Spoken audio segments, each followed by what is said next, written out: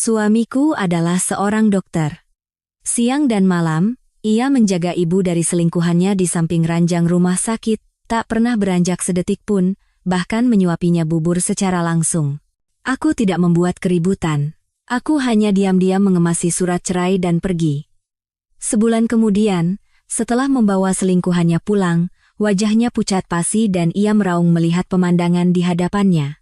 Koridor paviliun VVIP Rumah Sakit Pusat Medika, RSPM, tidak berbau disinfektan yang menyengat seperti tempat lain, melainkan menebarkan aroma minyak esensial sereh yang lembut dan menyegarkan.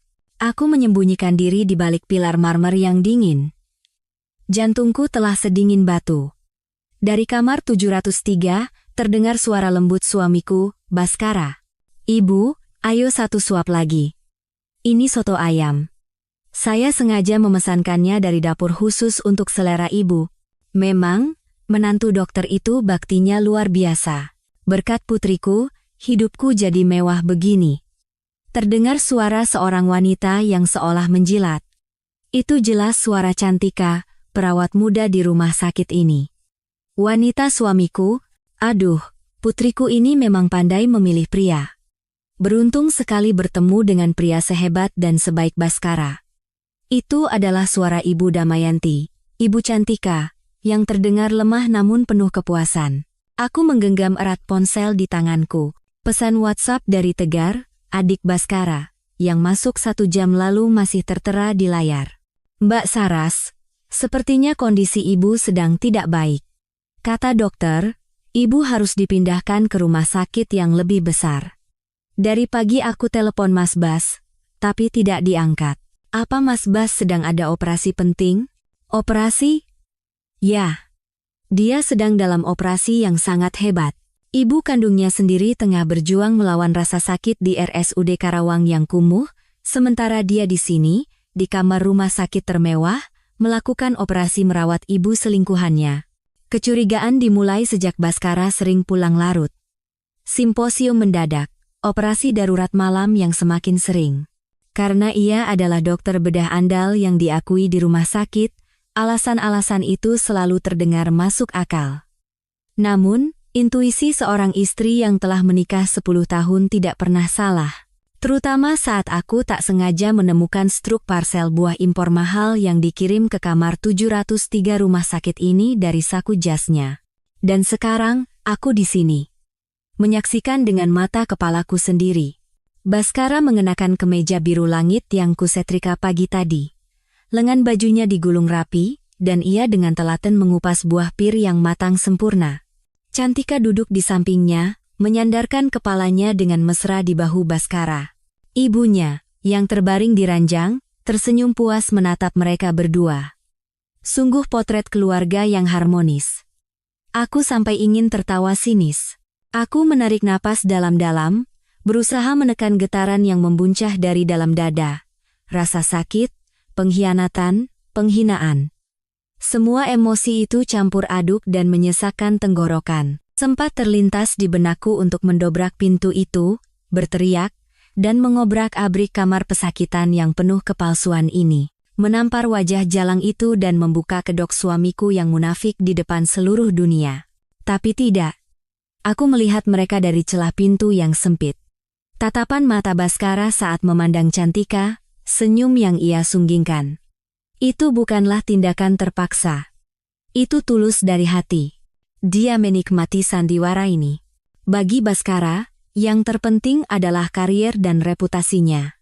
Skandal bahwa ia menelantarkan ibunya yang tua dan berselingkuh akan menjadi pukulan telak baginya di rumah sakit ini, di mana ia sedang mengincar posisi kepala departemen bedah. Wanita cerdas tidak menunjukkan kecemburuan dengan kekerasan. Perbuatan semacam itu hanya dilakukan oleh orang-orang yang sudah tidak punya apa-apa lagi. Aku masih punya banyak hal. Reputasiku. Reputasi keluargaku. Dan yang terpenting, kesempatan untuk merebut kembali semua yang seharusnya menjadi milikku. Aku diam-diam berbalik dan berjalan tanpa suara, agar hak sepatuku tidak menimbulkan bunyi.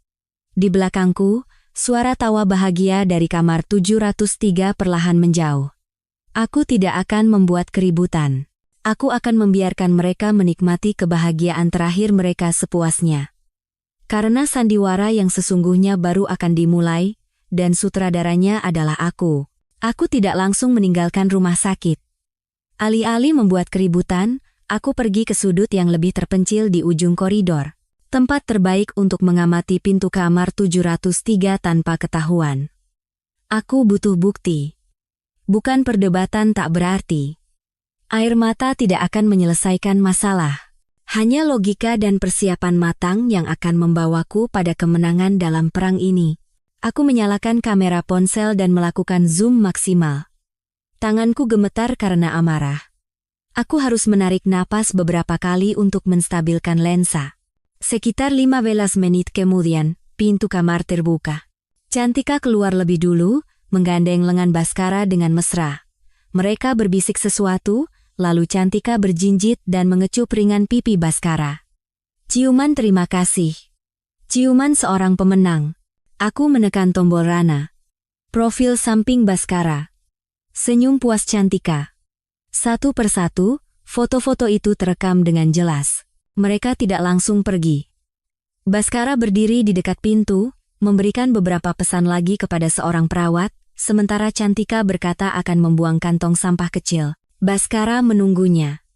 Aku merasa sebuah kesempatan telah datang. Dengan tenang, aku keluar dari persembunyianku dan berjalan ke arah lift. Saat melewati Baskara, aku sengaja menjatuhkan tasku. Lipstik, cermin kecil, dan barang-barang lainnya berhamburan di lantai. Oh, maaf, kataku pelan, cukup agar ia bisa mendengarnya.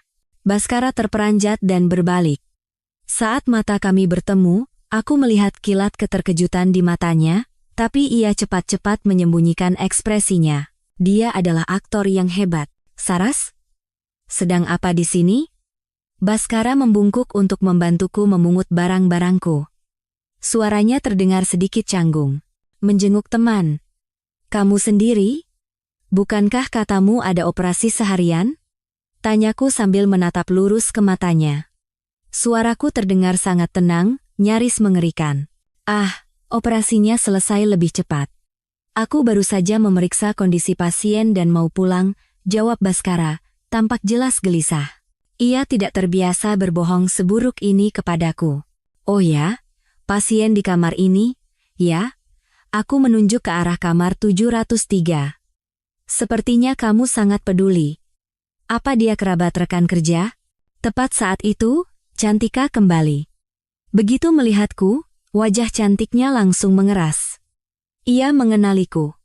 Istri Dokter Baskara yang beberapa kali ia temui di acara akhir tahun rumah sakit. Baskara berdiri membeku di antara kami berdua. Udara terasa berat. Aku tersenyum. Senyum sosialita yang sempurna. Aku mengambil tas dari tangan Baskara. Kalau begitu, aku tidak akan mengganggu. Aku pulang dulu, ya. Cepat pulang. Aku berbalik tanpa memberi mereka kesempatan untuk bicara lagi. Sampai aku masuk ke dalam lift, aku masih bisa merasakan tatapan Baskara menusuk punggungku. Dia ketakutan. Tapi ini belum berakhir. Aku tidak turun ke parkiran bawah tanah.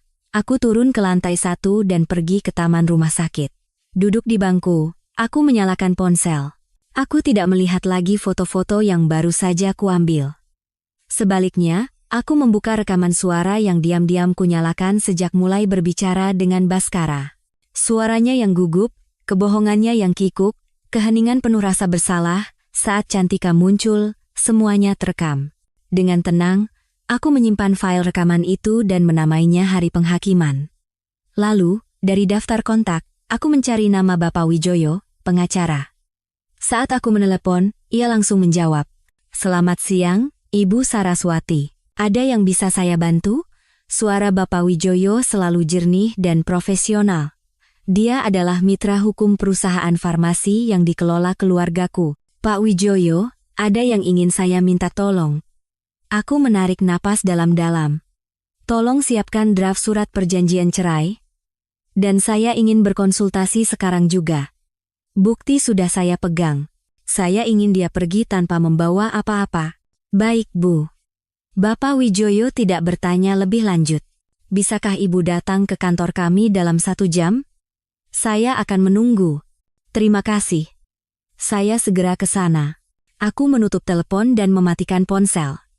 Amarah yang tadi kurasakan telah lenyap sepenuhnya. Kini, yang tersisa di hatiku hanyalah kehampaan yang dingin dan tekad sekeras baja. Baskara, kau yang memilih jalan ini. Jadi, jangan salahkan aku jika aku kejam. 10 tahun pernikahan. Harga dari 10 tahun pengabdianku pada keluarga ini hanyalah kebohongan dan pengkhianatan. Kau akan membayar harga pengkhianatanmu. Harga yang sangat mahal. Kantor Bapak Wijoyo berada di lantai 20 sebuah gedung perkantoran kelas A. Ruangan yang sunyi dan mewah itu dipenuhi keseriusan yang menyesakan. Aku duduk di seberang Bapak Wijoyo dan meletakkan ponselku di atas meja. Ini semua yang saya punya, kataku dengan suara datar. Foto pria itu dan selingkuhannya merawat ibunya di kamar VVIP. Rekaman percakapan kami di koridor rumah sakit, yang juga berisi kebohongannya tentang operasi. Dan ini, pesan dari adiknya yang membuktikan bahwa ia sama sekali mengabaikan ibu kandungnya yang sedang kritis di RSUD. Bapak Wijoyo, dengan kacamatanya, memeriksa setiap bukti dengan teliti tanpa menunjukkan emosi.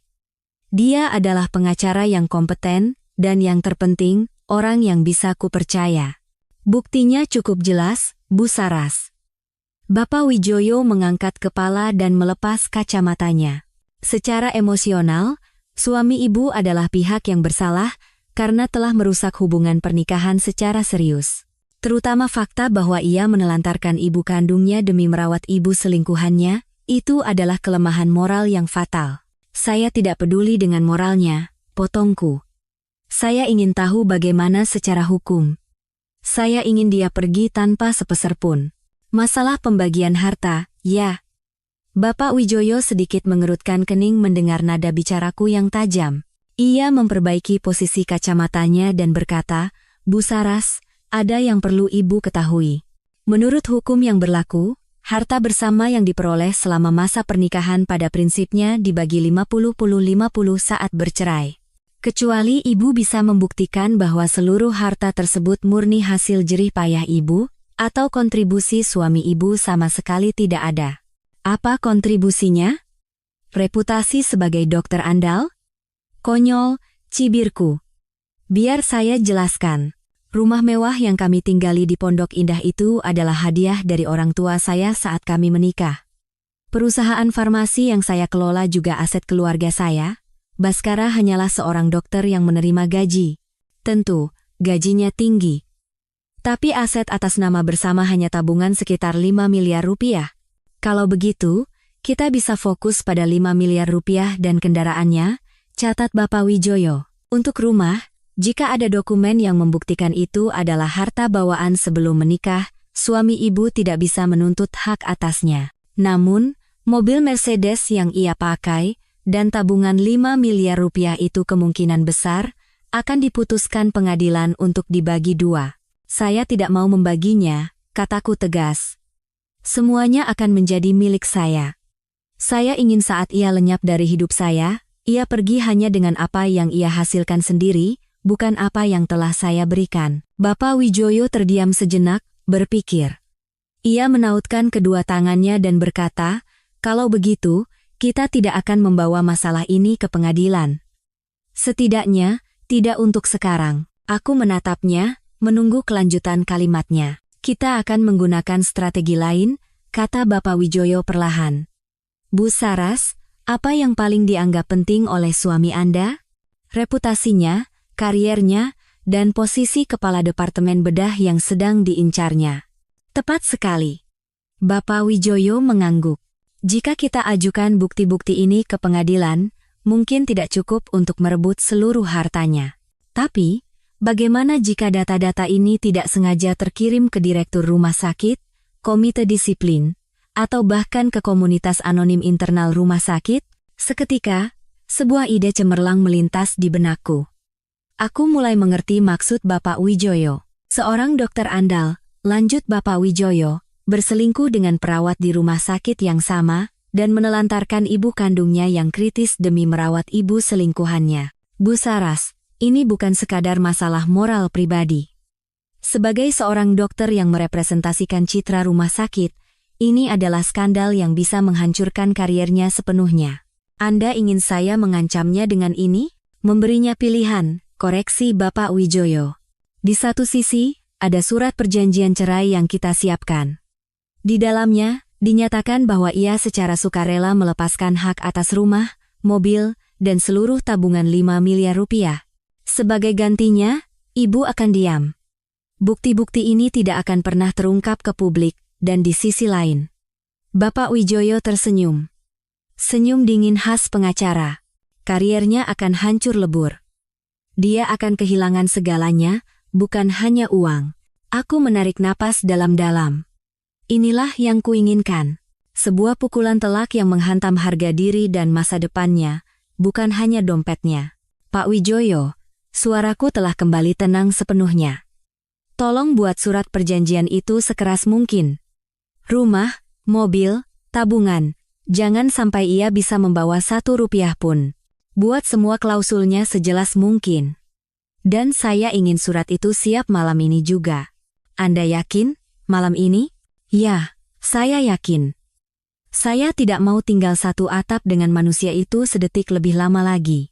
Saat matahari terbenam dan hari mulai gelap, aku kembali ke rumah. Rumah mewah itu terasa sunyi dan dingin. Saat menyalakan lampu ruang tamu, cahaya kuning yang biasanya terasa hangat kini tampak asing.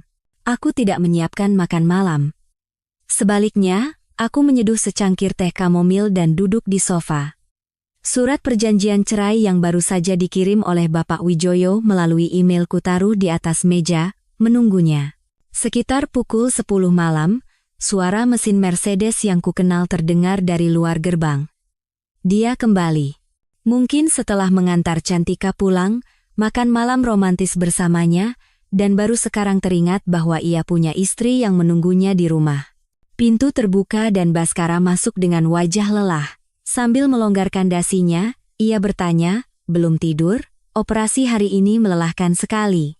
Lagi-lagi alasan operasi. Kebohongan yang tak tahu malu. Aku hanya diam menatapnya. Tatapanku yang berbeda dari biasanya membuat Baskara menghentikan langkahnya. Ia menatapku, lalu pandangannya beralih ke meja. "Apa ini?" Ia mengerutkan kening. "Sesuatu yang harus kau baca," kataku dengan suara sedingin es. Baskara mendekat dan mengambil tumpukan kertas itu. 2 kata surat perjanjian cerai terpampang di matanya. Aku melihat wajahnya berubah dari lelah menjadi terkejut, lalu pucat pasi. Ia membalik halaman demi halaman. Semakin ia membaca, semakin gemetar tangannya. Saat membaca bagian pembagian harta yang menyatakan Baskara secara sukarela melepaskan seluruh hak atas aset bersama yaitu rumah, kendaraan, dan tabungan sebesar 5 miliar rupiah, ia mengangkat kepalanya dengan kasar. "Kau gila." Geramnya, membanting surat itu ke meja. "Menyuruhku pergi tanpa apa-apa? Kau pikir kau siapa berani menuntut hal seperti ini? Rumah ini, uang ini, semua hasil kerja kerasku. Kerja kerasmu?" Aku tertawa sinis. Senyum yang ku tahu paling ia benci. "Atau kerja kerasmu merawat ibu selingkuhanmu? Kau bilang pergi operasi, padahal kau bersamanya di kamar 703. Baskara, aktingmu hebat sekali." Wajah Baskara memutih. Ia mundur selangkah. Kau membuntutiku? Tidak perlu. Kau sendiri yang menunjukkan jejakmu." Aku mengambil ponselku, membuka foto-foto yang kuambil sore tadi, dan menyodorkannya ke depan matanya. "Lihat ini. Keluarga yang bahagia, bukan? Kau dengan mesra mengupas buah pir, dia bersandar di bahumu. Sayang sekali, ibu kandungmu terbaring di RSUD. Tidak tahu kalau putra kesayangannya sibuk berbakti pada ibu orang lain." Baskara menatap layar dengan nanar, tak bisa berkata apa. Ia tergagap, "Saras, ini bisa kujelaskan. Dia hanya rekan kerja." "Rekan kerja?" Aku bangkit dan menghadapinya. "Rekan kerja yang sampai membuatmu menelantarkan ibu kandungmu yang sakit? Rekan kerja yang harus kau rawat sampai harus berbohong pada istrimu? Kau pikir aku bodoh? Jadi apa maumu?" teriak Baskara, mencoba menguasai diri. Apa yang kau dapat dengan membuat keributan seperti ini? Cerai? Oke. Tapi harta dibagi dua. Rumah ini milik kita bersama. Kau masih belum paham situasinya, ya? Aku mengambil kembali surat perjanjian itu. Tanda tangani ini. Jika kau menandatangani bahwa kau pergi dengan tangan kosong secara sukarela, aku akan tutup mulut. Pernikahan ini akan berakhir dengan damai. Tapi jika tidak, apa? Tantang Baskara. Aku tersenyum. Jika tidak, besok pagi foto-foto ini, rekaman percakapan kita di rumah sakit, bahkan pesan dari adikmu, semuanya akan ada di atas meja Dr. Gunawan, direktur rumah sakit, akan dikirim juga ke komite disiplin. Betapa hebohnya grup WhatsApp para dokter nanti, ya?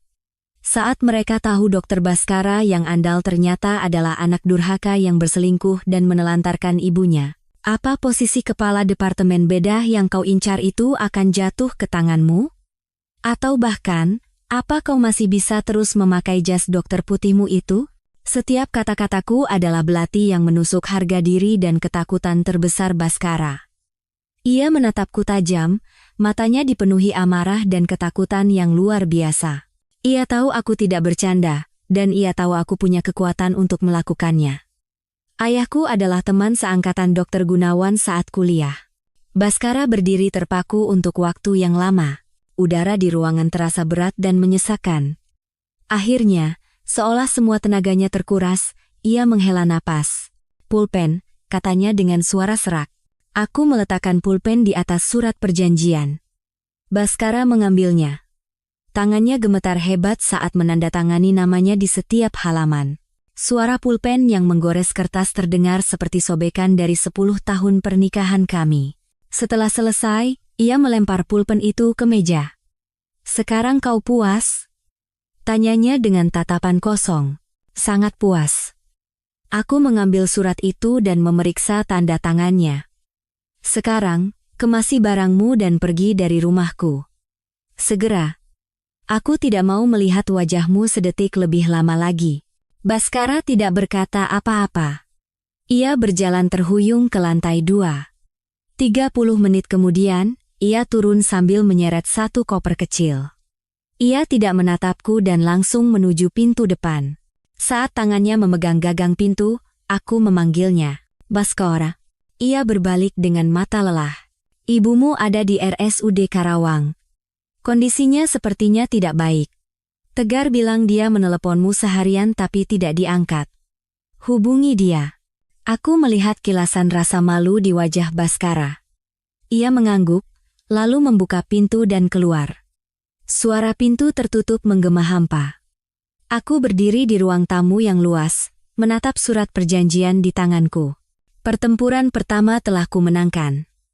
Tapi aku tahu, semua ini belum berakhir. Keesokan paginya, aku dan Baskara bertemu di pengadilan agama. Kami tiba begitu kantor pengadilan dibuka, tidak ada percakapan di antara kami. Baskara mengenakan kacamata hitam untuk menyembunyikan matanya yang sembab. Mungkin ia tidak tidur semalaman, atau mungkin ia mencari hiburan pada Kantika. Aku tidak peduli. Proses cerai atas kesepakatan berlangsung cepat. Surat perjanjian yang disiapkan dengan cermat oleh pengacara menyatakan bahwa Baskara secara sukarela melepaskan seluruh hartanya. Hakim sempat menatap kami dengan heran, terutama pada bagian pembagian harta, tetapi karena kedua belah pihak telah sepakat dan tidak ada sengketa, perceraian disahkan dengan cepat. Saat keluar dari ruang sidang, di tanganku ada akta cerai. Selembar kertas tipis namun berat. Itu adalah tanda resmi berakhirnya 10 tahun masa mudaku, 10 tahun cinta dan benciku. Mobil Mercedes yang kau pakai, sesuai perjanjian, harus diserahkan padaku. Kuncinya mana? Aku berdiri di lobi, berkata dengan suara tanpa emosi. Baskara merogoh saku jasnya dan melemparkan kunci mobil ke atas bangku batu di sampingnya. Suara logam beradu dengan batu terdengar tajam. Aku akan panggil taksi. Ia berbalik dan berjalan pergi. Punggungnya tegak, tetapi aku bisa merasakan kekalahan dan amarah yang tertahan. Baskara, panggilku lagi. Ia berhenti, tapi tidak berbalik. Sudah telepon adikmu? bagaimana kabar ibumu? Baskara terdiam beberapa detik. Sudah. Masih sama. Pihak RSUD menyarankan pindah ke rumah sakit yang lebih besar, tapi kurasa tidak perlu sampai begitu. Diberi obat bagus juga pasti membaik. Kalau dibawa ke sini biayanya mahal dan merepotkan. Aku sedang sibuk. Sibuk. Lagi-lagi alasan sibuk. Sibuk memulai hidup baru dengan Cantika sampai ibu kandungnya sendiri menjadi beban yang merepotkan. Mendengar jawabannya, sisa-sisa rasa kasihan dan ikatan suami istri dalam diriku lenyap total. Manusia ini jauh lebih egois dan kejam dari yang kukira. Tidak cukup mengkhianati istrinya, ia juga durhaka pada ibu yang telah melahirkannya. Baiklah. Pergilah. Baskara menghilang di antara keramaian pagi. Aku berdiri di tempatku, menggenggam erat akta cerai. Aku tidak menangis. Yang kurasakan hanyalah penghinaan yang tak terbatas. Saat hendak membuka pintu mobil, teleponku berdering. Bapak Wijoyo. Pak Wiwoyo. Ibu Saras, urusannya sudah selesai? Ya, baru saja saya terima akta cerai. Syukurlah. Suara Bapak Wijoyo tetap tenang. Ada satu kabar yang perlu saya laporkan. Saya menyuruh orang untuk memeriksa kembali kondisi ibu mertua Anda. Kondisinya tidak baik. Ada masalah katup jantung yang parah, dan karena usianya serta kondisinya yang lemah, RSUD Karawang merekomendasikan untuk segera dipindahkan ke RSPM, tapi pihak keluarga tidak setuju, tepatnya, Baskara. Dia hanya setuju dengan pengobatan obat dan berkata akan mengurusnya nanti. Dia bilang padaku dia sibuk, geramku. Ya. Setahu saya, dia baru saja memesan paket perjalanan 2 orang ke Bali dengan kartu kredit yang baru saja ibu bekukan, mungkin untuk merayakan kebebasannya. Amarahku memuncak. Bukan karena tidak punya uang, tapi ia tidak mau mengeluarkan uang untuk ibu kandungnya. Uang untuk menyelamatkan ibunya ia pakai untuk berlibur dengan selingkuhannya. Ibu Saras, panggil Bapak Wijoyo saat aku terdiam. Apa rencana Anda selanjutnya? Aku menarik napas dalam-dalam, berusaha tetap tenang. Terima kasih, Pak Wijoyo. Bisakah Anda menghubungkan saya dengan Direktur RSPM? Ada yang ingin saya bicarakan dengan Dr. Gunawan. Oh, Direktur Gunawan. Baik. Saya akan segera atur jadwal pertemuan. Tidak, potongku. Bukan janji temu. Saya ingin bicara sekarang juga, lewat telepon Anda. Tolong sampaikan pada beliau, teman ayahnya, Saraswati, meminta bantuan darurat terkait penyelamatan nyawa. Setelah hening beberapa detik, baik. Mohon tunggu sebentar. Aku berdiri di samping Mercedes yang kini menjadi milikku. Mobil yang pernah menjadi simbol kesuksesan Baskara. Aku memandangi arus lalu lintas yang sibuk. Baskara, kau telah membuang segalanya dengan tanganmu sendiri. Dan aku akan memungut kembali hal-hal yang kau hina. Termasuk ibumu. Halo? Saras? Suara Dr. Gunawan yang hangat dan berwibawa terdengar dari seberang telepon. Om Gunawan adalah sahabat karib ayahku, ahli jantung terbaik di negeri ini, dan saat ini menjabat sebagai Direktur RSPM. Om Gunawan, halo. Maaf mengganggu tiba-tiba. Tidak apa-apa. Ayahmu sehat? Sudah lama Om tidak bertemu beliau. Om Gunawan masih bersikap ramah. Ayah sehat, Om. Terima kasih. Sebenarnya, hari ini saya menelepon karena ada permintaan yang sangat mendesak.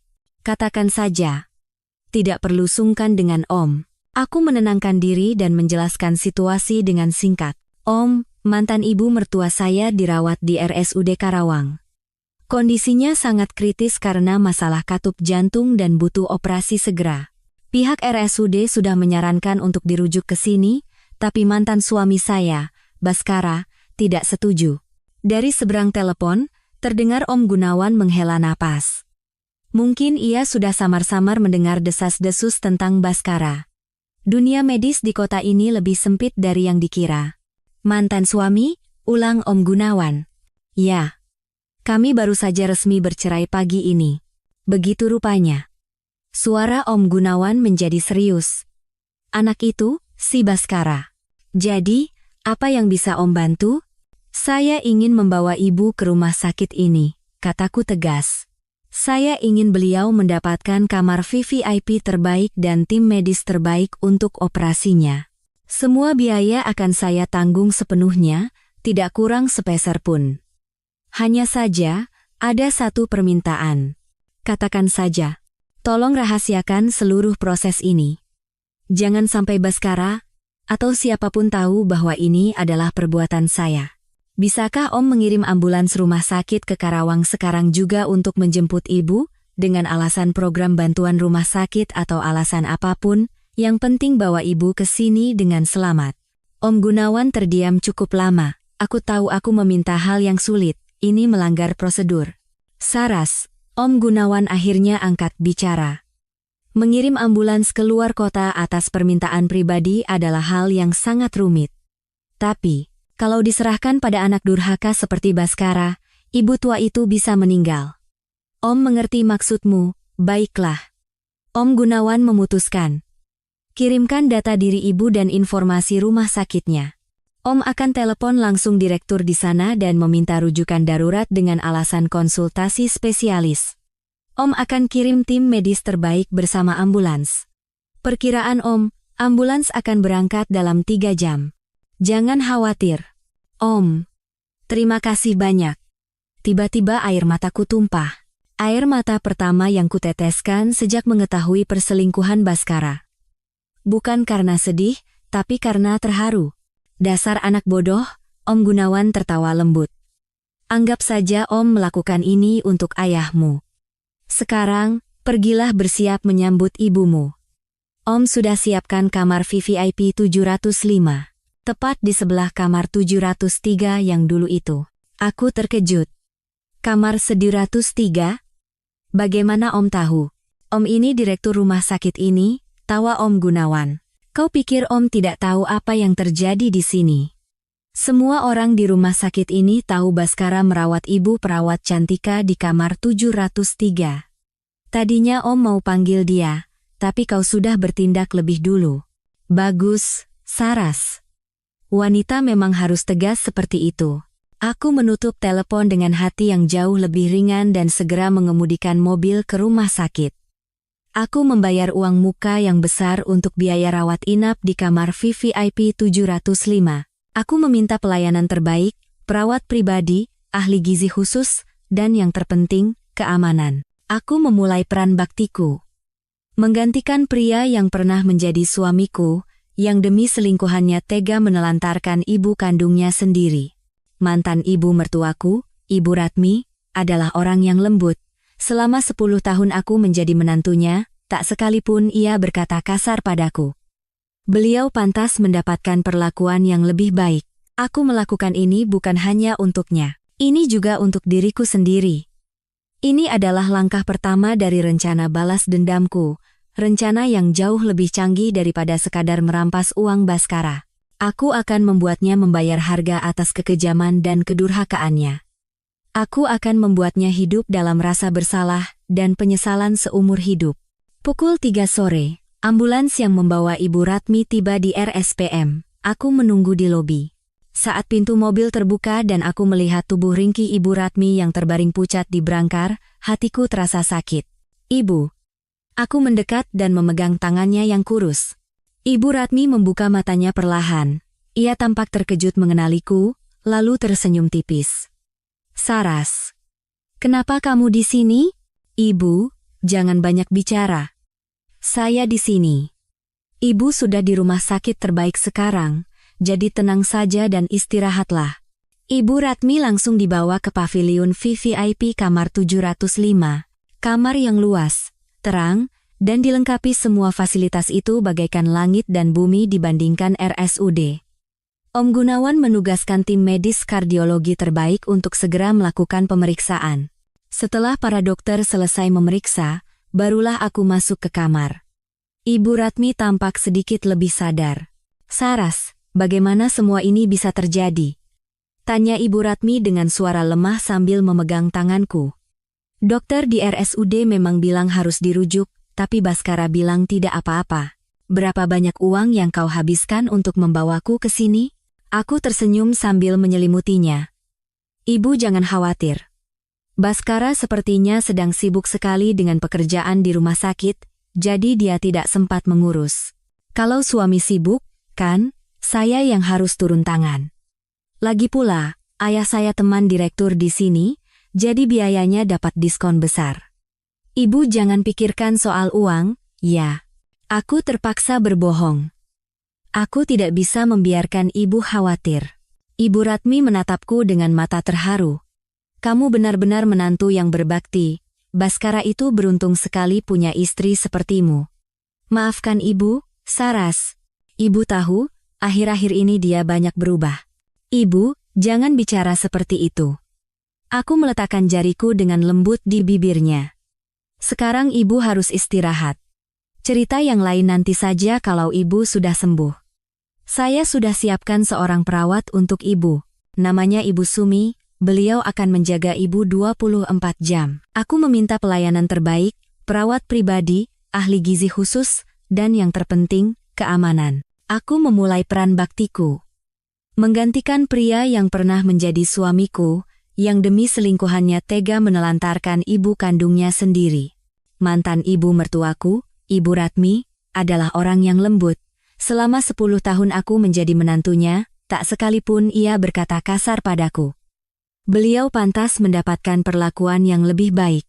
Aku melakukan ini bukan hanya untuknya. Tapi dokter bilang, di awal pengobatan ibu butuh istirahat total. Kalau menerima telepon atau memikirkan hal-hal yang membuat khawatir, bisa membebani jantung. Jadi, boleh saya simpan dulu ponselnya? Nanti kalau kondisi ibu sudah stabil, saya kembalikan. Ibu Ratmi mengangguk. Ya sudah. Ibu juga sudah tidak punya siapa-siapa lagi untuk ditelepon.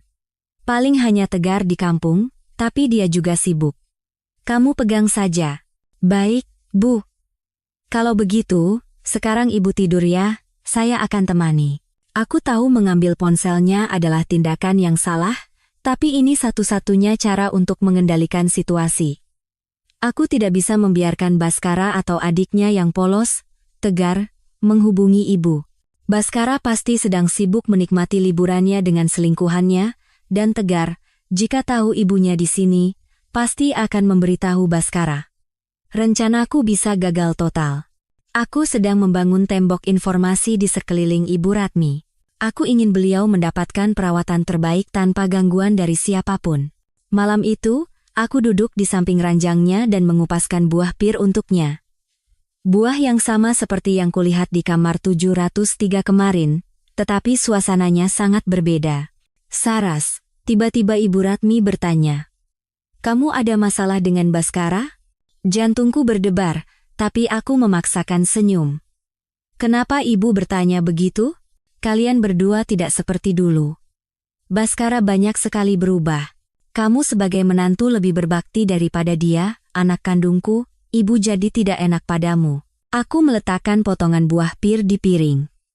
Ibu, hubungan suami istri kan memang seperti itu. Mas Baskara kan dokter hebat, jadi stresnya banyak. Kadang-kadang bisa jadi lalai pada keluarga. Jangan terlalu dipikirkan, ya. Sekarang, ibu hanya perlu memikirkan kesehatan ibu. Kesembuhan ibu adalah kebahagiaan terbesar saya. Ibu Ratmi menatapku dengan mata berkaca-kaca. Beliau tidak berkata apa-apa lagi. Tapi sepertinya hatinya tahu segalanya. Aku menemaninya sampai larut malam, dan baru meninggalkan rumah sakit setelah memastikan beliau tertidur pulas. Sebelum pergi, aku berpesan pada Ibu Sumi. Bu Sumi, selain dokter, perawat, dan saya, jangan izinkan siapapun menjenguk. Meskipun mengaku keluarga, ibu harus telepon saya dulu untuk konfirmasi. Mengerti? Baik, Bu Saras. Saya akan ingat. Saat meninggalkan rumah sakit, aku menghirup udara malam yang dingin dalam-dalam, semuanya baru saja dimulai. Baskara, nikmati waktumu di Bali. Bersenang-senanglah sepuasnya. Saat kau kembali, kau tidak hanya akan kehilangan istri dan hartamu, tapi juga ibumu, dengan cara yang tak pernah kau bayangkan. Rumah mewah yang menyimpan kenangan 10 tahun kami terasa begitu dingin dan kosong. Setiap sudut rumah mengingatkanku pada sosoknya, kebohongannya, pengkhianatannya. Aku tidak bisa lagi tinggal di sini. Keesokan harinya, aku langsung menghubungi agen properti dan menyewakan rumah ini. Berkat lokasi yang strategis dan interior mewah, sebuah keluarga ekspatriat langsung menyewanya dengan harga tinggi. Uang sewanya akan kugunakan untuk biaya rumah sakit Ibu Ratmi dan untuk memulai hidup baruku. Pada saat yang sama, dengan aset pribadiku yang telah kukumpulkan dari mengelola perusahaan farmasi jauh sebelum bertemu Baskara, aku membeli sebuah unit di apartemen di Azur, sebuah apartemen kelas atas di kawasan SCBD. Kompleks baru dengan keamanan super ketat dan fasilitas modern, dan yang terpenting, cukup jauh dari masa lalu yang memuakan itu. Aku tidak membawa banyak barang. Beberapa setel pakaian, beberapa buku, dan satu-satunya foto pernikahan yang tidak tega ku buang. Bukan karena masih ada cinta. Tapi untuk mengingatkanku pada kebodohan 10 tahun terakhir, ku masukkan foto itu ke laci terdalam di lemari baru. Apartemen baruku berada di lantai 30. Dari balkon, pemandangan sungai dan gemerlap kota Jakarta terhampar luas. Lampu-lampu berkelip seperti permata. Aku menuang segelas anggur, berdiri di balkon, dan menghirup udara segar. Malam pertama aku benar-benar merasakan kebebasan. Tak ada lagi malam panjang menanti suami, tak ada lagi makan malam yang mendingin, tak ada lagi kecurigaan dan penderitaan. Sementara itu, di sisi lain kota, Baskara dan Cantika juga memulai hidup baru mereka. Diusir tanpa sepeser pun, Baskara harus mencari kontrakan kumuh di daerah Manggarai dengan sisa gajinya yang tak seberapa. Tentu, ia tidak sendirian. Cantika segera pindah dan tinggal bersamanya. Cantika mabuk kemenangan. Pria yang ia puja, dokter andal itu, kini sepenuhnya miliknya. Ia membual pada teman-temannya bahwa Baskara memilih cinta daripada materi. Ia tidak tahu, atau pura-pura tidak tahu, bahwa Baskara memilihnya karena tidak punya pilihan lain. Kehidupan mereka, yang kudapat informasinya dari orang suruhan Bapak Wijoyo, tidak seindah yang dibayangkan, kontrakan sempit dan pengap. Mercedes mewah telah lenyap, digantikan oleh skuter matic tua milik Cantika. Baskara, yang terbiasa dengan perawatanku yang sempurna, kini harus melakukan semuanya sendiri. Mereka mulai bertengkar karena hal-hal sepele. Cantika ingin segera menikah agar mendapat pengakuan resmi, tetapi Baskara yang telah kehilangan segalanya tidak punya waktu untuk memikirkan hal itu. Ia marah, dan melampiaskan kemarahannya pada Cantika. Gara-gara kamu aku kehilangan segalanya, tahu tidak? Teriak Baskara pada Cantika suatu hari. Kenapa gara-gara aku? Gara-gara mantan istrimu yang gila itu. Kamu saja yang pengecut tidak berani melawannya. Balas Cantika tak mau kalah. Kamu tahu apa? Kamu pikir dia wanita lemah? Dia punya semua buktinya. Kalau itu sampai tersebar, karier dokterku bisa tamat. Mereka tidak tahu bahwa mantan istri yang gila itu kini sedang menyesap anggur di balkon apartemen mewahnya, menatap ke bawah ke arah mereka. Mereka pikir, dengan menandatangani surat cerai, semuanya akan berakhir. Baskara kehilangan harta, tapi menjaga reputasinya dan mendapatkan cinta sejati. Begitulah hayalannya. Aku memeriksa ponselku. Hampir sebulan berlalu. Om Gunawan memberiku kabar bahwa Ibu Ratmi pulih dengan sangat cepat setelah operasi. Beliau bahkan sudah bisa berjalan-jalan ringan di dalam kamar. Aku tersenyum. Waktunya telah tiba. Waktunya untuk memberitahu Baskara bahwa ia masih memiliki seorang ibu. Dan memberitahu Cantika bahwa harga merebut suami orang tidak hanya berakhir dengan tinggal di kontrakan kumuh. Aku menelepon Bapak Wijoyo. Pak Wijoyo, sepertinya sudah saatnya kita memberitahu anak berbakti itu di mana ibunya berada. Setelah sebulan perawatan intensif dan penanganan khusus, Ibu Ratmi pulih secara ajaib. Wanita tua yang pucat di ambang kematian itu kini kembali sehat dengan wajah merona, sudah bisa berjalan sendiri di kamarnya dan bercakap-cakap dengan ceria. Operasi jantung yang ditangani langsung oleh Om Gunawan berjalan sukses. Setiap hari aku menjenguknya, membawakan bunga, buah, dan buku. Kami berbagi cerita tentang segala hal di dunia, kecuali tentang perceraianku, untuk menenangkan hatinya. Sementara itu, Baskara dan Cantika telah kembali dari perjalanan perayaan kebebasan mereka di Bali. Menurut informasi dari Bapak Wijoyo, perjalanan itu sama sekali tidak menyenangkan. Mereka terus bertengkar. Baskara mulai merasa terbebani dengan gaya hidup Cantika yang boros dengan sisa gajinya yang pas-pasan, sementara Cantika terus mengeluh, berharap Baskara bisa memenuhi semua keinginannya seperti dulu. Kembali ke kontrakan pengapnya, Baskara menerima telepon dari adiknya, Tegar, di kampung. "Mas, akhirnya telepon diangkat juga. Aku khawatir, beberapa minggu ini kamu tidak bisa dihubungi." Suara Tegar terdengar panik. Baskara, yang suasana hatinya sedang buruk, menjawab dengan ketus. "Ada apa?" "Ribut sekali. Aku lelah." "Mas, ibu hilang." Baskara membeku di tempat. "Apa maksudmu? Hilang bagaimana? Bukankah ibu di RSUD? Itu dia yang aneh. Beberapa hari lalu aku jenguk, perawat bilang ibu sudah dirujuk ke rumah sakit yang lebih besar. Aku tanya kemana, mereka tidak tahu. Katanya cuma dijemput ambulans dari rumah sakit besar di Jakarta. Aku pikir Mas yang urus, jadi aku tenang. Tapi kemarin aku telepon Mas, katanya tidak tahu apa-apa. Jadi aku buru-buru ke RSUD lagi. Catatan rujukannya ada, tapi katanya ini kasus khusus jadi informasi pasien tidak bisa diberikan. Barusan aku sampai di RSPM, sudah kucari di semua bangsal, tidak ada pasien bernama Ratmi." "Mas, ibu di mana?" Baskara mulai merasakan ketakutan yang sesungguhnya. Benar ia telah menelantarkan ibunya, tapi beliau tetaplah ibu kandungnya. Jika ibunya benar-benar hilang, apa yang harus ia katakan pada sanak saudara? "Tenang dulu, kamu sekarang di mana?" teriak Baskara, meskipun suaranya bergetar. "Aku di depan gerbang RSPM, Mas. Cepat ke sini." Baskara mengabaikan teriakan Cantika yang bertanya ada apa, dan langsung menyambar kunci skuter. Ia melaju seperti orang gila menuju rumah sakit. "Inilah rencanaku. Aku telah meminta Om Gunawan untuk tidak memasukkan data Ibu Ratmi ke sistem komputer rumah sakit. Ibu dirawat dengan nama lain sebagai dokumen rahasia tingkat direksi. Hanya aku, Om Gunawan, dan tim medis yang menanganinya yang tahu kebenarannya." Sekeras apapun Tegar mencari, ia tidak akan menemukannya. Kabar yang sampai ke telinga Tegar pun adalah hasil karya Bapak Wijoyo. Ia meminta kenalannya di RSUD untuk berbisik pada Tegar, "Kakakmu itu tidak perhatian sekali, ya." Ibunya dirujuk kemana saja tidak tahu. Tiba di rumah sakit dengan wajah pucat, Baskara bertemu dengan Tegar yang tampak gelisah. "Bagaimana? Ketemu?" "Tidak, Mas. Seluruh rumah sakit ini sudah kuobrak-abrik, tidak ada pasien atas nama ibu." Baskara marah.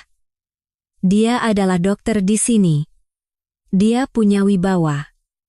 Ia langsung menyerbu bagian administrasi dan menunjukkan kartu identitas dokternya. "Saya Dokter Baskara dari Departemen Bedah. Saya minta pengecekan data pasien. Nama, Ratmi, usia 70 tahun. Dirujuk dari RSUD Karawang sekitar sebulan yang lalu." Petugas administrasi memeriksa komputernya, lalu menggeleng. "Maaf, Dokter Baskara. Tidak ada catatan pasien dengan nama tersebut selama sebulan terakhir. Cari lagi yang benar." "Tidak mungkin tidak ada. Ada surat rujukan yang ditandatangani Direktur Gunawan." Baskara menggebrak meja. "Mohon tenang, dokter." Ekspresi petugas itu mengeras. "Semua dokumen yang ditandatangani direktur adalah dokumen rahasia yang tidak bisa kami akses. Dokter kan orang rumah sakit ini juga, pasti lebih tahu prosedurnya. Kalau memang penasaran, silakan tanya langsung ke ruang direktur." Baskara terdiam. Pergi ke ruang direktur? Ia tidak berani. Om Gunawan adalah teman ayahnya. Setelah perceraian dan desas-desus buruk belakangan ini, ia tidak punya muka untuk menemuinya. Baskara berjalan terhuyung keluar. Ia merasa tak berdaya. Setelah aku pergi, ia sadar telah kehilangan semua koneksi dan latar belakang. Ia kini hanyalah seorang dokter biasa yang tak punya kuasa. "Mas, sekarang bagaimana?" Isak tegar. "Jangan-jangan terjadi sesuatu sama ibu?" "Diam," geram Baskara. "Biar kupikir dulu." Tapi apa yang bisa ia lakukan? Ia mencoba bertanya pada rekan-rekan lama dan perawat yang ia kenal, tetapi karena Cantika sudah menyebarkan gosip bahwa Baskara adalah korban kezaliman mantan istrinya, semua orang menatapnya dengan campuran kasihan dan hinaan. Tak ada yang mau membantunya. Baskara terduduk lesu di bangku taman rumah sakit. Untuk pertama kalinya dalam hidupnya, ia merasakan kepanikan yang sesungguhnya. Ibunya hilang, karirnya di ujung tanduk, dan cintanya penuh pertengkaran. Ia telah kehilangan segalanya. Selama 2 hari, Baskara dan Tegar mencari ibu mereka dalam keputusasaan. Mereka bahkan pergi ke kompleks perumahan lama kami, berharap aku tahu sesuatu, tapi rumah itu terkunci rapat. Mereka mampir ke warung Ibu Wati di depan kompleks, tetangga yang sudah mengenal kami sejak kami baru menikah. "Loh, 2 pemuda ini cari Saras, ya?" tanya Ibu Wati sambil menyeruput tehnya. "Dia sudah lama pindah. Rumahnya dikontrakkan. Sekarang dia tinggal di apartemen The Azure yang bagus itu." "Bu," tanya Tegar hati-hati. "Apa ibu tahu di mana ibu kami?" "Ibu kami sedang sakit dan sekarang hilang." Ibu Wati menatap kedua kakak beradik itu, lalu menghela napas. "Hilang bagaimana?" "Ibumu itu sedang hidup mewah sekarang. Kukira anak sulungnya yang mengurus semua." Baskara terkejut. "Maksud ibu? Ibu tahu ibu kami di mana?" "Minggu lalu pinggangku sakit, jadi Saras antar ke RSPM. Beda sekali dengan gosip yang beredar, dia baik sekali. Semua diurus dari A sampai Z. Selesai berobat, dia bilang mau jenguk ibu mertuanya. Karena penasaran, aku ikut. Ya ampun, ibumu itu ada di kamar VVIP paling bagus di sana. Kamarnya luas dan bersih, ada perawat pribadi juga. Sekarang wajahnya sudah segar, jalannya juga sudah tegap." Kami ngobrol lama. Beliau tidak henti-hentinya memuji menantunya yang berbakti. "Kukira kamu yang melakukan semua itu." Baskara dan Tegar saling pandang dengan syok. "Ibu tahu kamar nomor berapa?" "Di RSPM, kan?" tanya Baskara dengan tangan gemetar. "Pavilion VVIP, kamar 705. Naik saja ke lantai 7, langsung kelihatan." "Sudahlah, cepat ke sana. Enak sekali kan punya menantu yang begitu perhatian." Ibu Wati tidak menyadari perubahan ekspresi Baskara. Tanpa membayar tehnya, Baskara menarik Tegar dan berlari ke parkiran. Ia mengemudikan mobil dengan kalap, tidak bisa dipercaya. "Saraswati, Saras yang merencanakan semua ini? Setelah merampas segalanya dariku, kenapa sekarang ia melakukan ini? Untuk menghinaku?" Baskara berlari ke lantai 7. Ia bekerja di sini, jadi tidak perlu bertanya arah. Kamar 705. Pintu kayu yang tertutup rapat itu sedikit terbuka. Saat Baskara mendorong pintu dan masuk, ia terpaku melihat pemandangan di hadapannya. Ibu Ratmi sedang duduk di kursi berlengan yang dibalut beludru, dengan selimut kasmir tipis menutupi lututnya. Beliau sedang menonton televisi, dan di sampingnya, perawat Ibu Sumi dengan telaten mengupas berbagai jenis buah. Ibunya tampak seperti orang yang berbeda, kulitnya merona, rambutnya tersisir rapi. Berat badannya pasti naik setidaknya 5 kilogram dari saat di RSUD. "Ibu," panggil Tegar lirih sambil menangis. Ia berlari dan memeluk ibunya. Ibu Ratmi terkejut, lalu tersenyum cerah. "Tegar, anakku. Kok tahu ibu di sini?" Baskara berdiri membeku di ambang pintu. Ia menatap ibunya, lalu memandangi seisi kamar. "Ini adalah kamar VVIP termahal. Biaya rawat inap sehari di sini setara dengan gaji sebulannya. Semuanya serba mewah." "Loh, Baskara, kamu juga datang," panggil Ibu Ratmi dengan gembira. "Sini masuk." "Aduh, kok mukamu jadi kucel begitu?" Baskara melangkah masuk dengan kaki seberat timah. Ia menatap ibunya, tercekat tak bisa berkata-kata. Ia seorang dokter. Ia bisa melihat dengan sekali pandang betapa baiknya perawatan yang diterima ibunya. Dari bekas lukanya, sepertinya ibunya telah menjalani operasi jantung, dan rona wajahnya menunjukkan orang yang telah pulih sepenuhnya. "Ibu, mereka ini siapa?" tanya Ibu Sumi, waspada saat melihat orang asing dan menghalangi jalan di depan Ibu Ratmi. "Mereka anak-anakku," Ibu Ratmi memperkenalkan dengan gembira. Ini anak sulungku, Baskara, dokter di rumah sakit ini. Dan ini adiknya, Tegar. Oh. Ibu Sumi hanya berseru pendek, lalu menatap Baskara dengan tatapan aneh. Tatapan itu bukan penghormatan pada seorang dokter, melainkan lebih dekat pada penghinaan. Selamat siang. Suaranya dingin. Baskara akhirnya bisa membuka mulut. Ibu. Bagaimana bisa ada di sini? Siapa yang membawa ibu? Saras yang urus. Siapa lagi? Kata Ibu Ratmi dengan bangga. Dia benar-benar menantu yang berbakti. Sejak ibu masih di RSUD, dia yang urus semuanya. Dokter terbaik, kamar terbaik. Setiap hari datang bawakan buah, temani ngobrol. Lihat ini, ibu sudah sehat sekali sekarang. Baskara merasa seolah ditampar oleh tangan tak terlihat.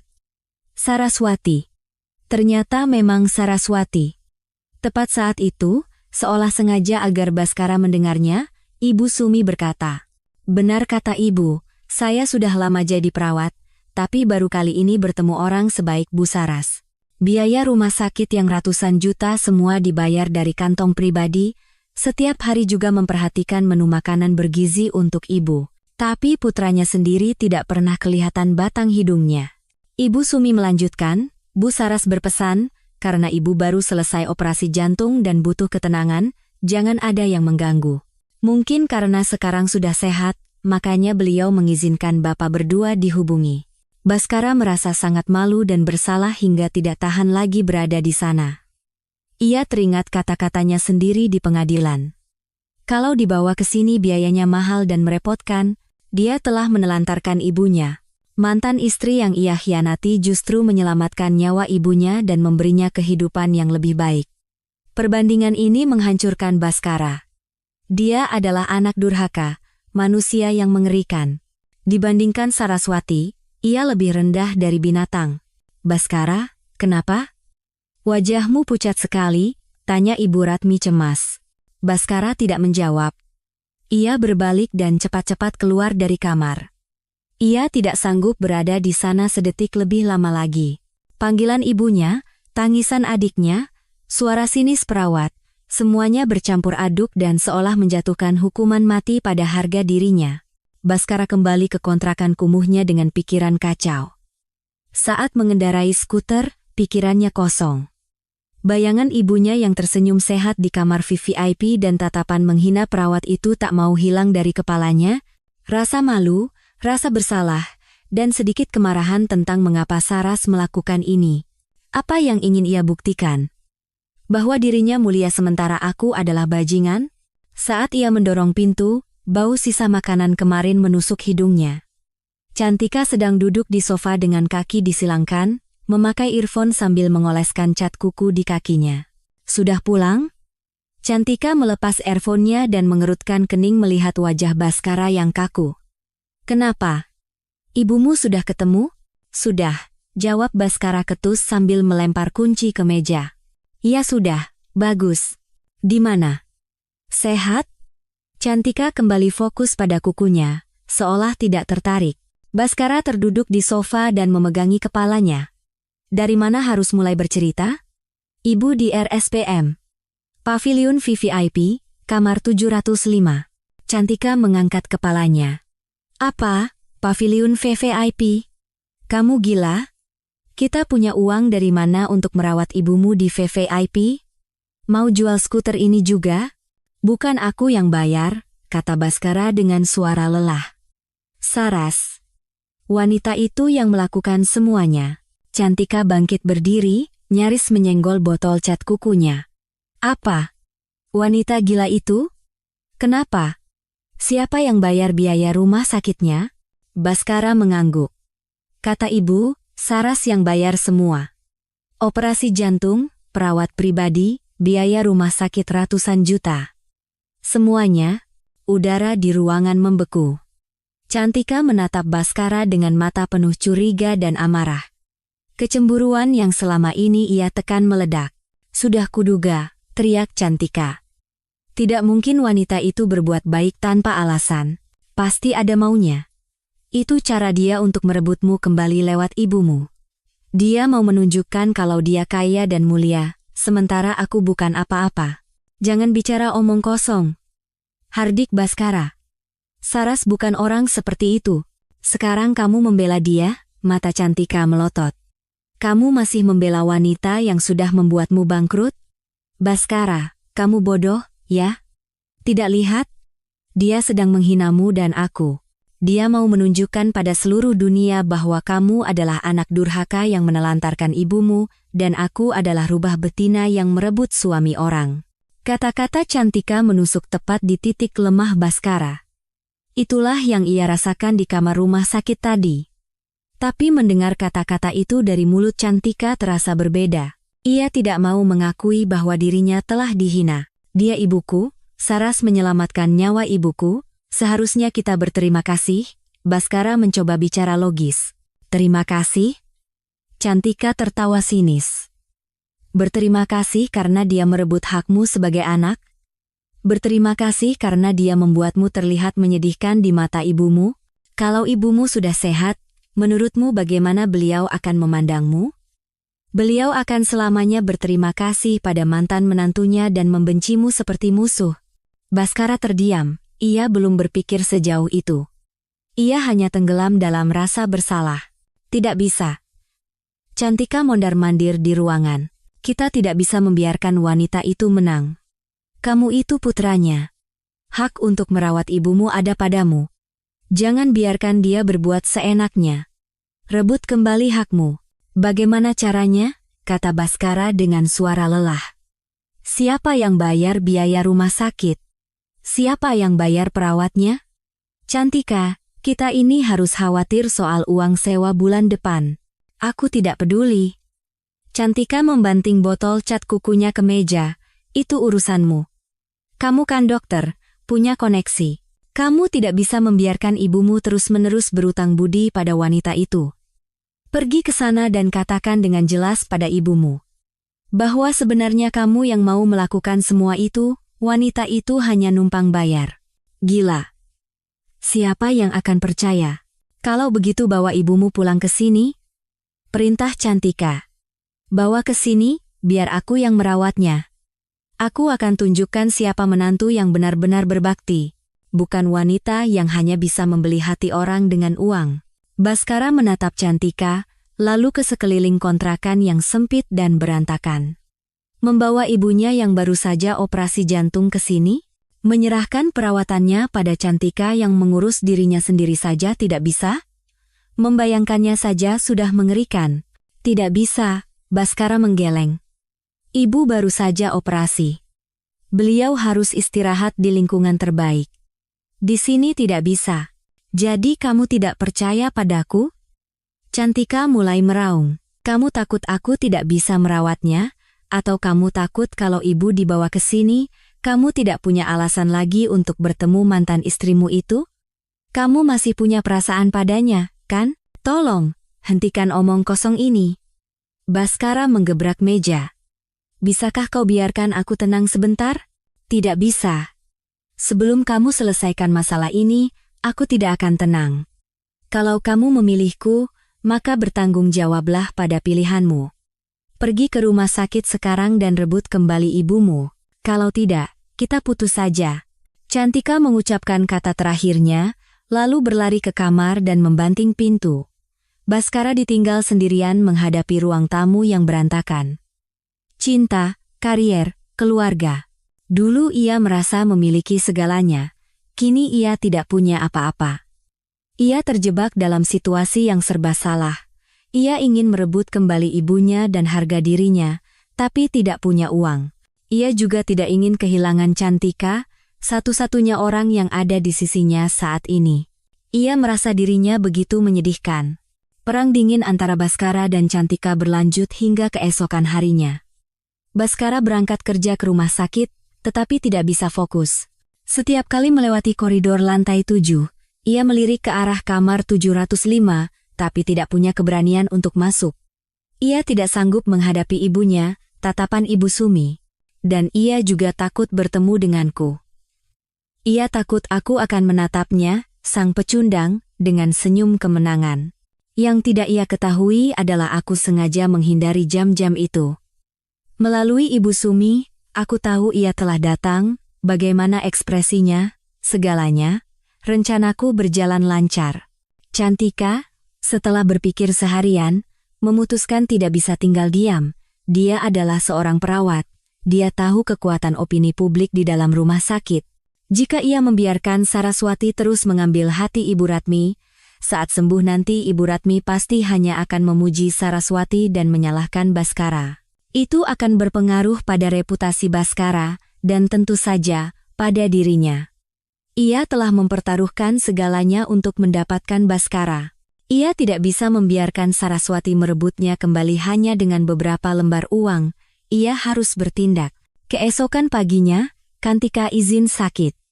Sepanjang pagi ia bersiap-siap. Ia memilih gaun putih termahal yang dibelikan Baskara di Bali, gaun ketat yang menonjolkan lekuk tubuhnya. Ia berdandan menor dan menata rambutnya bergelombang. Ia mampir ke toko buah dan membeli parsel buah impor raksasa yang hanya pantas untuk kamar VVIP. Ia berpikir harus tampil sempurna dan elegan agar Ibu Ratmi atau Saraswati tidak meremehkannya. Sekitar pukul 10 pagi, Cantika berjalan menuju kamar 705 sambil membawa parsel buah, dengan langkah goyah karena sepatu hak tingginya. Ia sengaja berjalan pelan melewati bangsal bedah, memamerkan dirinya pada rekan-rekannya. Ia ingin menunjukkan statusnya yang telah berubah. Tiba di depan pintu kamar 705, tanpa mengetuk, ia mendorong pintu hingga terbuka lebar. Ia sudah menyiapkan senyum cerah dan kalimat, "Ibu, selamat pagi. Saya Cantika, calon istri Mas Baskara." Namun, langkahnya langsung terhenti di ambang pintu. Perawat Ibu Sumi menghalangi jalannya. "Anda siapa?"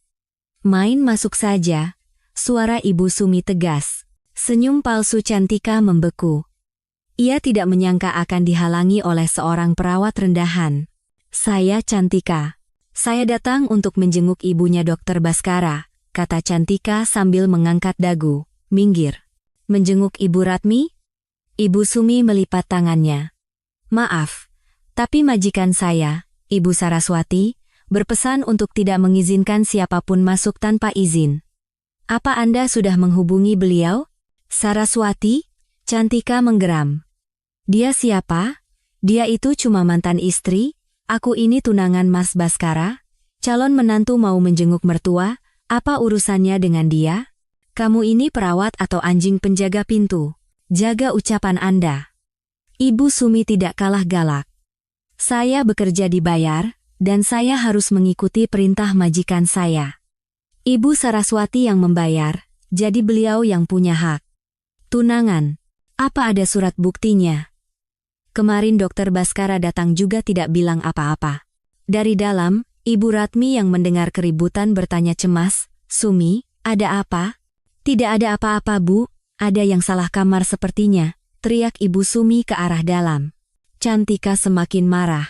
Dipermalukan di koridor yang dilewati rekan-rekan dokter dan perawat membuatnya merasa terhina. Ia mendorong Ibu Sumi dengan kasar dan berteriak, "Minggir. Ibu, saya Cantika, calon istri Mas Baskara." Saat Ibu Sumi mencoba menahannya, parsel buah yang mahal itu jatuh ke lantai. Apel dan anggur menggelinding kemana-mana. "Apa yang kalian lakukan di sini? Kenapa ribut-ribut begini?" Sebuah suara berwibawa menggema dari ujung koridor. Dokter Gunawan, dengan jas putihnya, sedang berkeliling memeriksa bangsal bersama beberapa dokter lain. Tentu saja, kemunculannya bukan kebetulan. "Aku tahu Cantika akan bertindak, dan aku sudah meminta Om Gunawan untuk kebetulan lewat area ini pukul 10 pagi. "Direktur." Cantika kaget melihat Om Gunawan, tapi ia memaksakan diri untuk meninggikan suaranya. "Direktur, saya mau menjenguk Ibu Mas Baskara, tapi Ibu ini melarang saya masuk dan mendorong saya." Om Gunawan menatap Cantika dari atas ke bawah, tatapannya tajam. "Perawat Cantika, kan? Ini adalah pavilion VVIP yang butuh ketenangan absolut. Pasien di kamar 705 baru saja menjalani operasi jantung dan sama sekali tidak boleh terkejut. Sebagai perawat, kau seharusnya paling tahu soal itu." "Tapi saya keluarga," bantah Cantika. "Keluarga? Om Gunawan mengerutkan kening. Menurut catatan medis, satu-satunya wali dan penanggung jawab hukum pasien Ratmi adalah Ibu Saraswati. Ibu Saraswati telah meminta pihak rumah sakit dengan tegas untuk menjamin ketenangan absolut pasien. Apa hubunganmu dengan pasien? Saya tunangan Dokter Baskara, putra beliau. Teriak Cantika seolah itu adalah jimat. Om Gunawan tertawa sinis. Tawa yang tidak akan pernah dilupakan Cantika seumur hidupnya. Tunangan? Rumah sakit kami tidak bekerja berdasarkan panggilan pribadi seperti itu. Kami bekerja berdasarkan kewenangan hukum. Semua hak ada pada Ibu Saraswati. Dan, Om Gunawan merendahkan suaranya, kau tahu kalau Dokter Baskara saat ini sedang menunggu sanksi skorsing? Kata-kata itu bagai petir di siang bolong bagi Cantika. Apa? Skorsing? Kenapa? Itu urusan internal rumah sakit. Tapi, saranku. Om Gunawan menunjuk Cantika, beti kembali ke bagianmu dan kerjakan tugasmu. Jangan berkeliaran di tempat yang bukan urusanmu, dan hindari perbuatan yang tidak pantas untuk seorang perawat. Mengganggu ketertiban rumah sakit adalah pelanggaran serius. Om Gunawan kemudian berkata pada Ibu Sumi, Ibu Sumi, lanjutkan pekerjaan Anda. Tim keamanan sudah saya hubungi, jangan izinkan siapapun masuk selain yang ada di daftar yang diizinkan Ibu Saraswati. Baik, Direktur. Setelah rombongan Om Gunawan pergi, Cantika ditinggal sendirian di tengah koridor, bisik-bisik dan telunjuk rekan-rekannya yang lewat menusuknya. Dengan pakaian mewahnya, kini ia tampak seperti ayam sayur di antara buah-buahan yang berserakan. Tidak tahan menanggung malu, Cantika menjerit dan berbalik. Ia lari dari koridor, menginjak-injak buah-buahan itu. Aku menyaksikan seluruh drama ini dari tangga darurat terdekat. Aku tersenyum. Dan yang terpenting, CCTV berkualitas tinggi di koridor VVIP ini merekam seluruh adegan dengan jelas. Aku mengeluarkan ponsel dan menelepon Bapak Wijoyo. Pak Wijoyo, sudah saatnya kita mengamankan rekaman itu. Dan tolong siapkan sepucuk surat untuk saya. Sore itu, aku mendapatkan rekaman CCTV rumah sakit. Berkat bantuan Om Gunawan. Rekaman itu menunjukkan dengan jelas penampilan Cantika yang menor tapi norak, sikapnya yang angkuh mengaku sebagai tunangan, adegan ia mendorong Ibu Sumi dan menjatuhkan parsel buah, dan akhirnya, momen memalukan saat ia dimarahi oleh Om Gunawan dan lari terbirit-birit. Inilah yang kubutuhkan. Aku duduk di ruang kerja di apartemen baruku dan menyalakan komputer. Di samping file video ini, aku menjejerkan bukti-bukti lama. Foto Baskara merawat Ibu Cantika di kamar 703, rekaman kebohongannya padaku, pesan tegar yang membuktikan ia menelantarkan ibunya. Koleksi yang sempurna telah lengkap. Aku tidak terburu-buru. Serangan yang efektif adalah satu pukulan mematikan yang tak terduga. Aku tidak mau turun tangan langsung. Aku ingin mereka tenggelam dalam kubangan yang mereka ciptakan sendiri hingga hancur. Aku mulai menulis sepucuk surat kaleng. Bukan dengan suara rintihan istri yang dikhianati, melainkan dengan suara penuh amarah seorang tenaga medis yang tidak bisa lagi diam karena hati nuraninya. Kepada IT, Ketua Komite Disiplin dan Direktur Rumah Sakit, sebagai seorang tenaga medis yang telah lama mengabdi di rumah sakit ini, saya tidak bisa lagi tinggal diam melihat kejadian-kejadian yang telah mencoreng nama baik rumah sakit dan etika profesi dokter. Dengan ini, saya menulis surat ini secara anonim. Dokter Baskara, yang disebut-sebut sebagai kandidat kepala Departemen Bedah, telah menjalin hubungan tidak pantas dengan perawat Cantika dari bagian penyakit dalam, bukti video dan foto terlampir.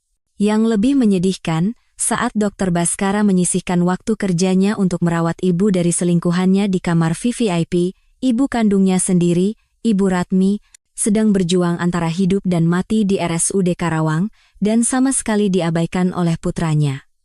Bukti pesan dan rekam medis terlampir. Apakah seorang dokter yang tega menelantarkan ibu kandungnya sendiri pantas menyelamatkan nyawa pasien? Setelah fakta ini terungkap dan ia diceraikan, perawat Cantika, bukannya menyesal, justru melakukan tindakan yang lebih tidak tahu malu. Pagi ini, di paviliun VVIP, ia mengaku sebagai tunangan, membuat keributan, dan mengancam pasien yang baru saja menjalani operasi jantung, yang secara serius mengganggu ketertiban rumah sakit. Bukti rekaman CCTV terlampir. Tindakan tidak etis dari Dr. Baskara dan perawat Cantika ini telah menimbulkan kemarahan dan kekecewaan besar bagi banyak tenaga medis di rumah sakit ini. Kami mohon agar dilakukan penyelidikan menyeluruh dan keduanya dihukum berat demi menegakkan kembali nama baik rumah sakit dan menjaga kesucian profesi kami. Sempurna. Setiap kalimatnya menargetkan titik lemah Baskara, reputasi dan karier.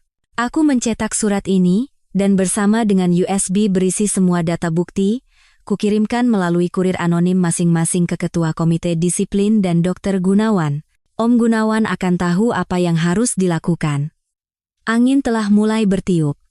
Kini, aku hanya perlu menyaksikan kapal Baskara dan Cantika terbalik.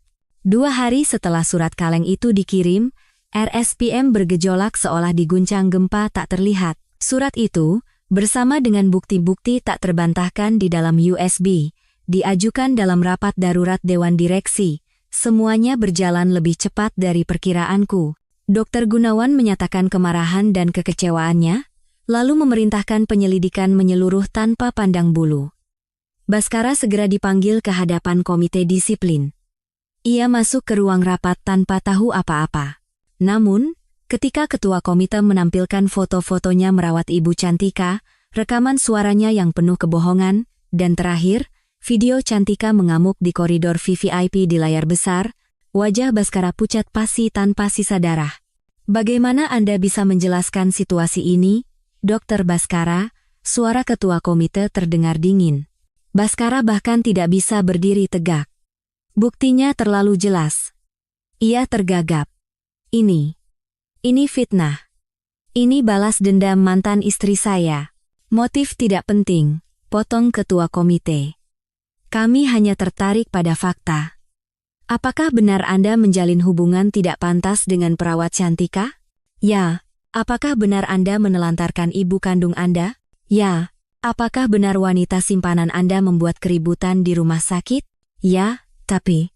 Tidak ada tapi. Dewan Direksi Rumah Sakit telah mengambil keputusan. Dr. Baskara akan diskors selama 3 bulan hingga keputusan final sanksi keluar. Selama masa ini, semua tunjangan dihentikan. Perawat Cantika diskors selama 1 bulan dan akan dipindahkan ke bagian gizi. Baskara terhuyung.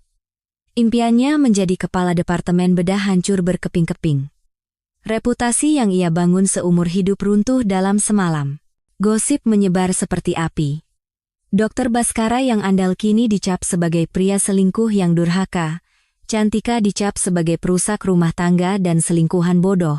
Baskara keluar dari ruang komite seperti orang linglung.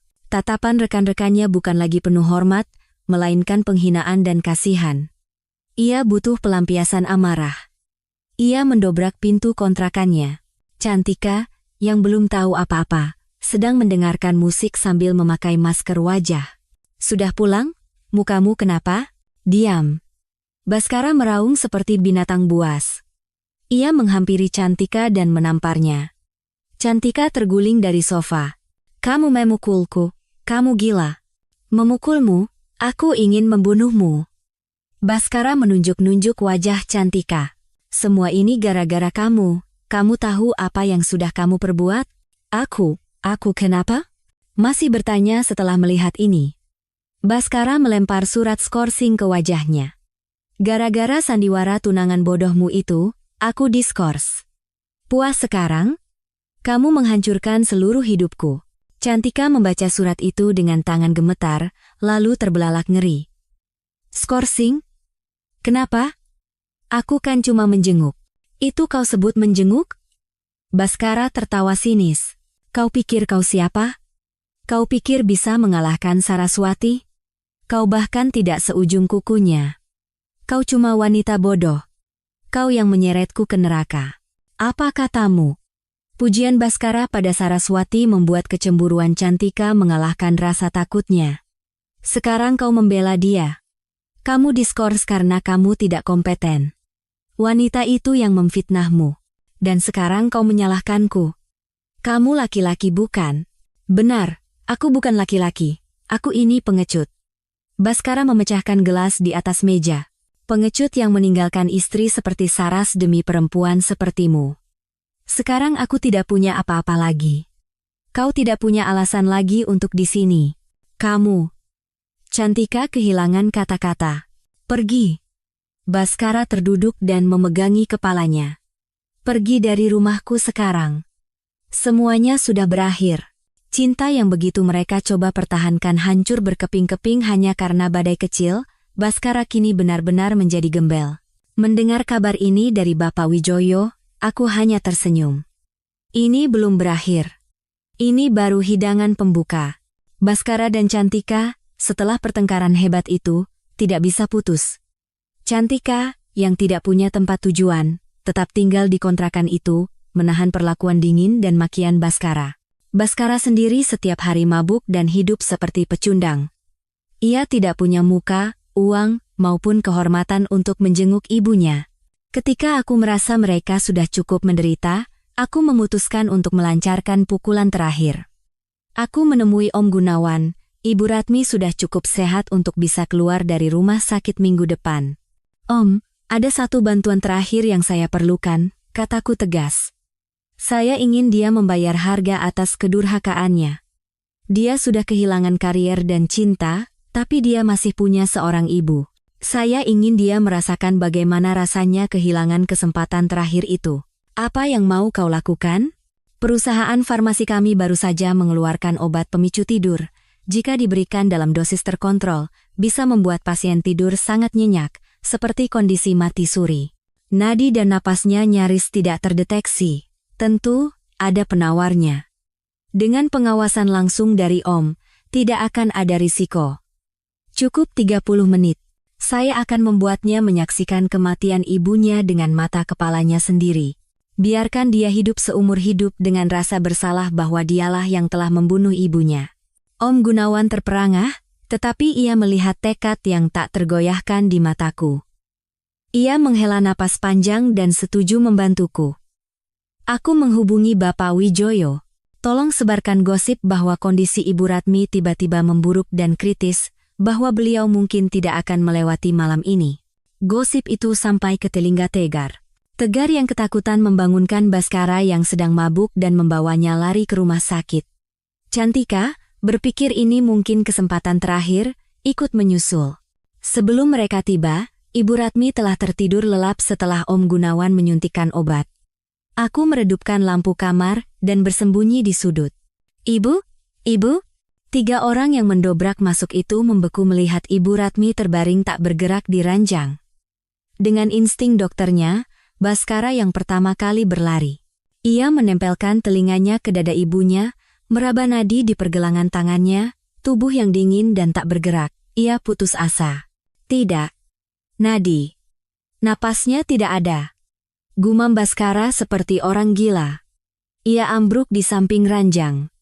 Cantika. Melihat pemandangan itu, menjerit lalu pingsan. Tepat saat itu, aku muncul dari kegelapan. Di belakangku ada Om Gunawan dan para perawat yang seolah-olah datang karena mendengar keributan. Sesuai rencana, aku menangis dan menyerang Baskara. Baskara, kenapa kalian di sini? Ibu baru saja bisa tidur. Kenapa kalian datang dan membuat keributan? Aku meraung pada Om Gunawan. Om, ibu kenapa? Om Gunawan memeriksa dengan stetoskopnya, lalu menggelengkan kepala dan menatap tajam ke arah Baskara. Kau dokter Baskara? Pasien baru saja stabil, kenapa kau masuk dan membuat keributan? Guncangan yang diterima pasien terlalu besar. Ini semua gara-gara kalian. Aku menghampiri Baskara dan berteriak, kalian yang membunuh ibu. Kalian pembunuh. Anak durhaka. Aku melempar surat keterangan kematian yang sudah kusiapkan ke wajah Baskara. Penyebab kematian. Serangan jantung akut akibat guncangan mental hebat. Waktu kematian. Tepat saat mereka mendobrak masuk kamar. Tanda tangan dan stempel direktur tertera dengan jelas. Baskara menatap surat itu, menatap ibunya yang tak bergerak, menatap Cantika yang pingsan. Ia tidak punya pilihan selain percaya bahwa guncangan akibat kedatangannya lah yang telah merenggut nyawa ibunya. Dulu ia adalah anak durhaka saat ibunya masih hidup, kini ia adalah pembunuh yang membunuh ibunya secara langsung. Tidak. Baskara menjerit untuk terakhir kalinya, lalu berdiri terpaku seperti orang linglung. Jiwanya telah mati saat itu juga. Koridor rumah sakit menjadi kacau balau. Di tengah tatapan menghina rekan-rekannya, Baskara dipukuli oleh adiknya, tegar. Ia tidak melawan. Kenapa kalian di sini? Ibu baru saja bisa tidur. Kenapa kalian datang dan membuat keributan? Aku meraung pada Om Gunawan. Om, Ibu kenapa? Om Gunawan memeriksa dengan stetoskopnya, lalu menggelengkan kepala dan menatap tajam ke arah Baskara. Kau Dokter Baskara. Pasien baru saja stabil, kenapa kau masuk dan membuat keributan? Guncangan yang diterima pasien terlalu besar. Ini semua gara-gara kalian. Aku menghampiri Baskara dan berteriak, kalian yang membunuh ibu. Om Gunawan memberinya vonis terakhir. Kau bukan lagi pegawai rumah sakit ini. Setelah semua orang pergi, Om Gunawan mengunci pintu kamar dan menyuntikkan penawar pada Ibu Ratmi. Sandiwaramu ini lebih kejam dari drama manapun yang pernah Om tonton. Saya hanya merebut kembali apa yang menjadi milik saya dan memberinya pelajaran, Om. Aku hanya merenggut apa yang paling mereka anggap berharga, dan mereka akan hidup selamanya bersama hantu rasa bersalah yang telah kuciptakan.